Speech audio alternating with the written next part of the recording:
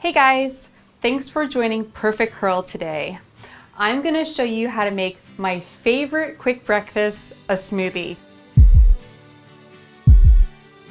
Smoothies have become very popular over the past 15 years, but I've noticed that the smoothies you can buy in a smoothie shop or fast food restaurant will have ingredients with added sugar. There are ready-made smoothies available at the supermarket, but those don't have everything I want in them and usually have things I don't want in them as well. Not only do I prefer to make smoothies at home, but someone else in my household, not gonna name any names, also became a fan of the morning smoothie. We were both looking for a way to change up our breakfast, and this was the perfect choice. Luckily, all of this happened around my birthday, so I was able to use birthday money my husband's parents and my mom so generously gave me to buy the blender of my dreams, a Vitamix.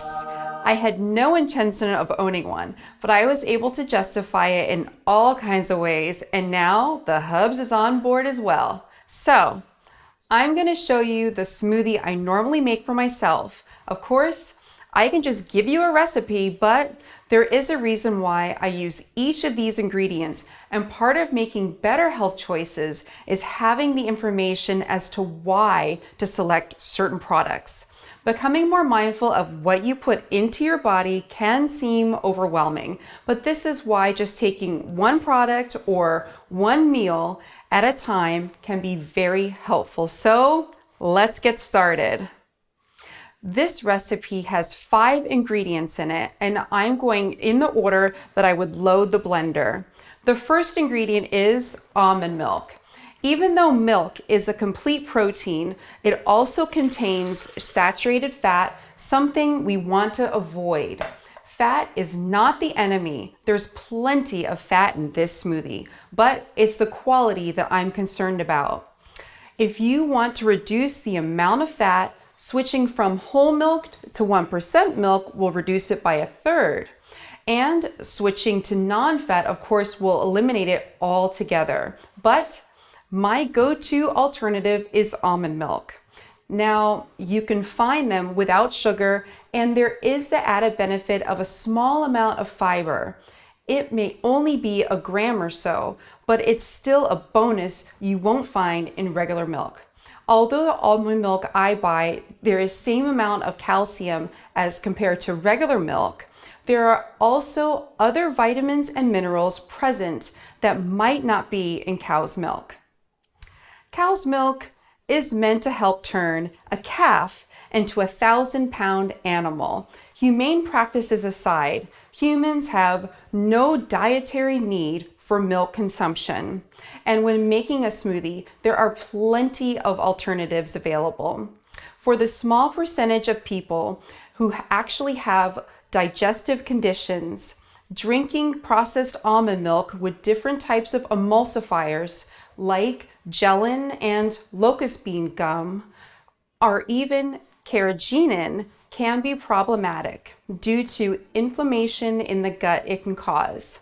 So making your own almond milk might be a better alternative. Emulsifiers are agents that keep the mixture stabilized so that it doesn't separate while standing. This almond milk has sunflower lecithin, which is a fat, and water. And we all know that oil and water don't mix. So the gums in this milk keep those mixed. Carrageenan is the additive that has received the most criticism, and there isn't any in this brand. So for now, I feel comfortable using a store-bought brand. But I always know I have the alternative to make my own. I then add 1 serving of almond butter, which happens to be 1 tablespoon. I like the nutty flavor, and the almond butter I use has no added sugar or salt. This also has 2 grams of fiber per serving. An alternative healthy fat to use is about 1/4 of an avocado. The next ingredient is oatmeal. Not all oatmeal is the same. The oatmeal that I use is not the instant kind. In the ingredients list, there's steel cut oats, large flake oats, oat bran, wheat bran, and flaxseed. Notice that there is no refined sugar added. For one serving, there are 6 grams of fiber, but I use about less than that. I use 3 tablespoons, so I get about half of the fiber. So far, I have 5 grams of fiber in my smoothie, and I haven't even added the fruit yet. Next is kale. I borrowed a trick from my mom in which I break apart, wash, and freeze the kale so that I can just grab a handful in the morning.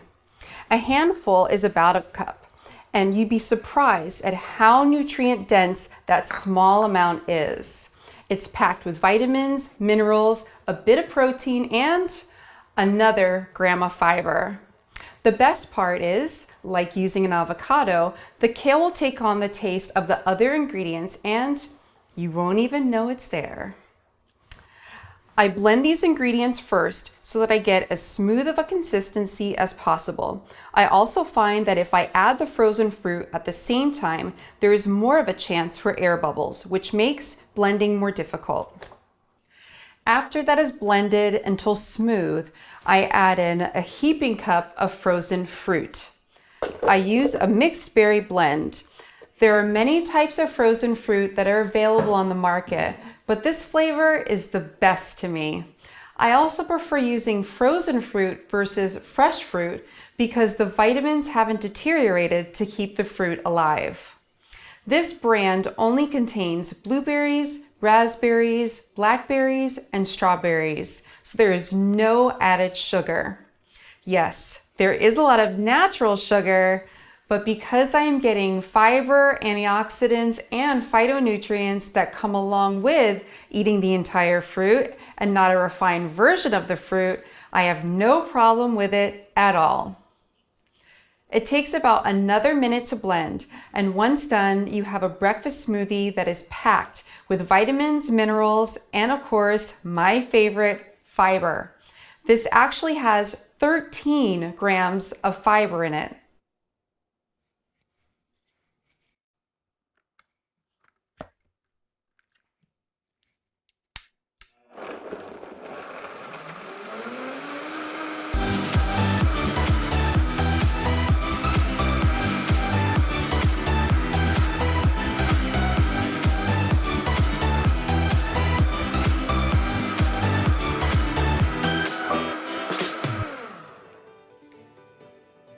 I have a bunch of friends who are pregnant right now, and they need an additional 300 to 450 calories of what they would normally eat depending on the trimester. With this smoothie, this was the only addition that they would need to make a healthy, well-balanced diet. It's also a great way to start off your morning. There are so many variations to this recipe, so please feel free to play around with it.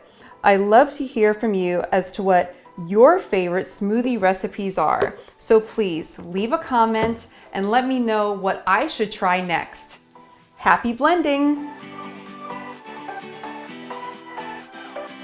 Peace!